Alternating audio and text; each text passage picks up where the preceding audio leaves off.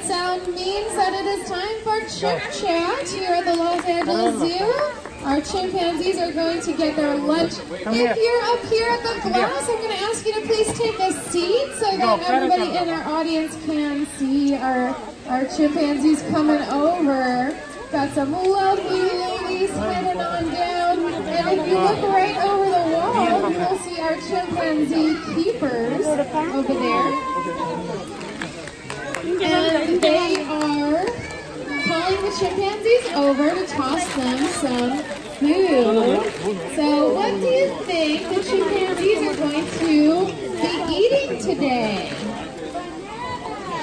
You think they would love some bananas? Yeah. Oh, I see one getting tossed something. Let's see. You see onion? Ooh, yeah. Sorry, some of our chimpanzees will bite into an onion just like an apple. You think they got some apples? It looks like there's some leftover, maybe zucchini from this morning, or cucumber. Maybe some sweet potato, or tomatoes. The only time we can throw tomatoes at the animals for their lunch. So they're getting lots of fruits and vegetables. Some animals out there only eat plants. So do you guys know what that's called if an animal only eats plants? Or if humans only eat plants, what are we called? Vegetarian or vegan? For animals, it starts with an H. Herbivore, that's right. Any herbivores in the audience today? Any herbivores? Every once in a while we get, yeah, there you go. Got a lot of different action going on today at lunchtime.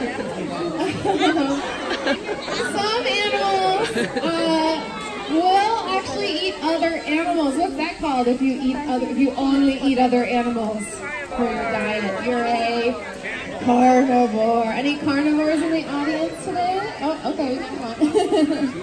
But like most humans, chimpanzees will eat a little bit of both. And what is that called if you eat everything? Omnivore.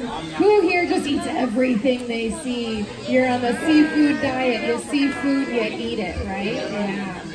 So our chimpanzees, they're omnivores, so they will eat lots of fruits and vegetables, but they occasionally need a little meat in their diet. And we can provide that pretty easily in the form of these biscuits that are called, that I like to call, when I'm doing chimp chat, I call them chimpanzee biscuits.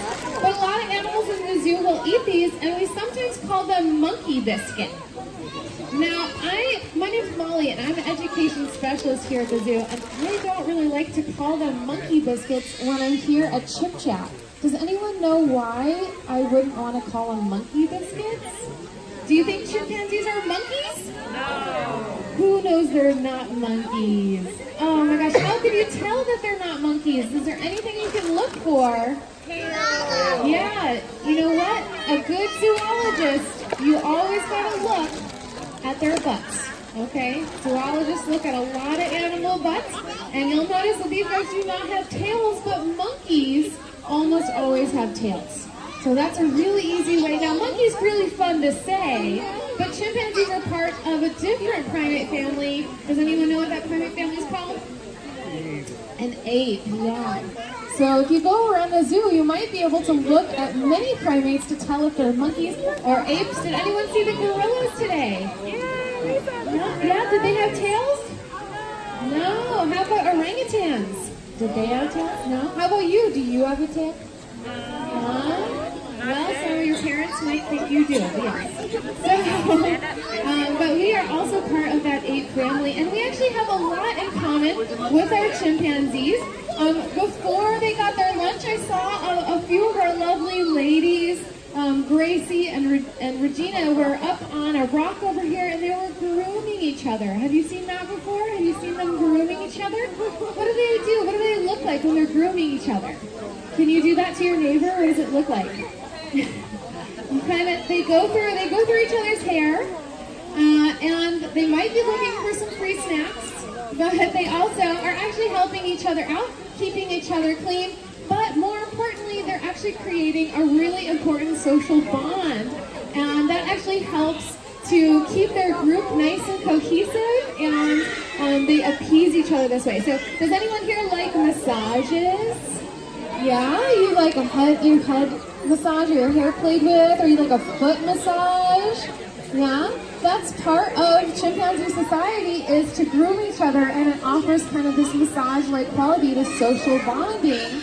Just like it keeps family relationships together. Just like as kids, you know, after a long day, you always want to give your parents a nice foot massage at the end of the day, right? That's part of human. No? Just my family? Okay, cool. All right. Thanks, Mom. But our chimpanzees, it's not always just massage. It's not always just grooming. We do occasionally see them getting into trouble with each other. There is a very important hierarchy. We do have what we call an alpha male, and his name is Glenn, and we have two, Glenn and Sean, are brothers, and they look very similar. They're both I think they're the darkest fur, the blackest fur, and they are like the hairiest. And so they kind of look similar. One of them's kind of maybe sitting by this palm tree over here. And I don't have a great view of them right now, but Glenn is our current alpha male. That doesn't mean that he gets to boss everybody around, because you know what? Then the rest of them wouldn't like him, and he would no longer be alpha male.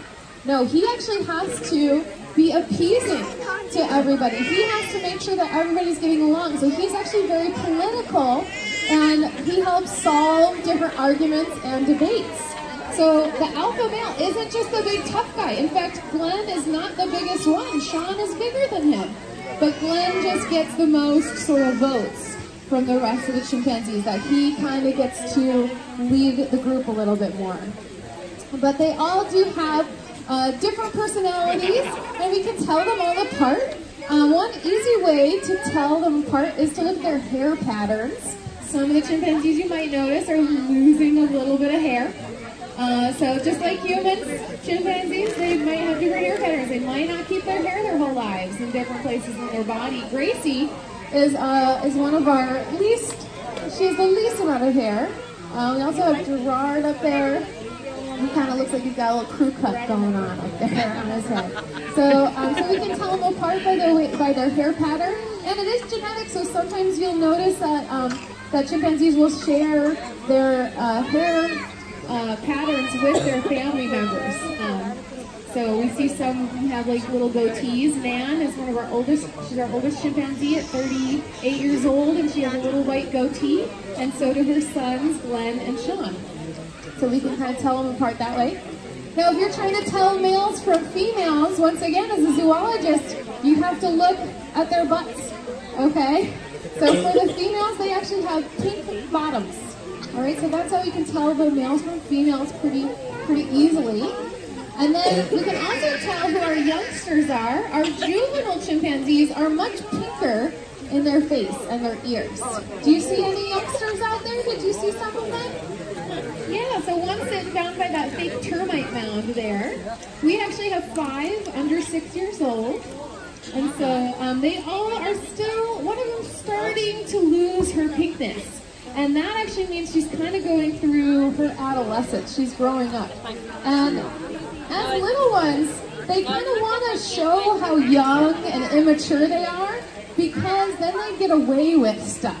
Do you see a youngster up here kind of staring at somebody else's food? Yeah, I see she's like kind of staring. So she's getting really up in that other chimpanzee's face. And that might be okay, because the other chimpanzee knows, oh, she's little, she doesn't really know the rules. And so they can kind of break the rules a little bit when they're young. Does anyone here like to break the rules? Yeah, so they might break the hierarchy. They might bop each other on the head. They might try to steal each other's food. And when they're young and pink, guess what? They get to get away with it. But as they start growing up, they have to start following rules, or else the consequences will get much more severe. So being young, being that pink color, lets them go through a learning experience. So it looks like they're getting the next part of the lunch. Ooh, some green onions up there. Nice. Now Nan, I kind of mentioned her. She's 38 years old, and she's actually the one on the hill kind of reaching for stuff on the ground. And she's a very special chimpanzee. She gets a lot of vegetables, not very much fruit, because fruit for humans, I should say, is actually pretty high in sugar. And just like some humans, chimpanzees kind of have to watch their sugar intake because they can actually get wildly out of control blood glucose levels. And does anyone know what that's called? Diabetes. Yeah, diabetes. And Nan actually has diabetes. But just like humans, it is easily managed with a really great molecule called insulin. But insulin has to be taken in the form of an injection.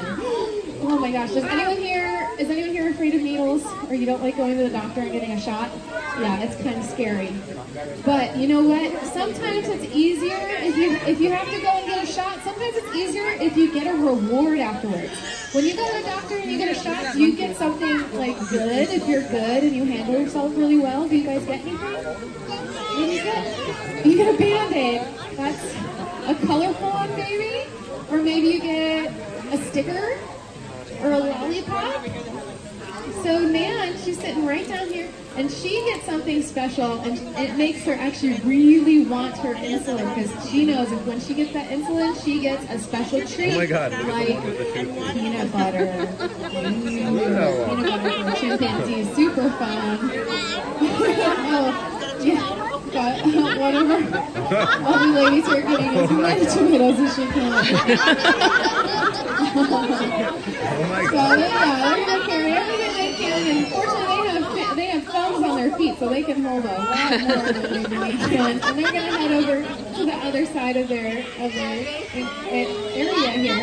I want you to know, by being here today, you are actually helping us do some great conservation with our chimpanzees, and not just the ones we have here. We actually work with the Pan-African Sanctuary Alliance in Africa to help save chimpanzees in Africa. Is that really cool? Yeah, so by being here and visiting us at the Los Angeles Zoo, you're actually helping us save chimpanzees in the wild. So you guys are doing a great job of conservation today just by being here. So thank you so much. Before you guys go and check out where those chimpanzees headed off to, I want you to just maybe make a solemn pledge with me, just to remind yourself for something in the future. Okay, will you raise your right hand and repeat after me? Say, I promise to never call a chimpanzee a monkey. And I promise that when I get home tonight, I will rub my parents' feet. I didn't hear that last time. All right, well, thank you guys so much. If you didn't get a chance to smell the chimpanzee biscuit, I have them right here. You can come on up and ask me any questions. Again, my name is Molly, and thank you guys so much for joining us today at the LA Zoo. Yay. Thank you, Molly. Thanks, Molly.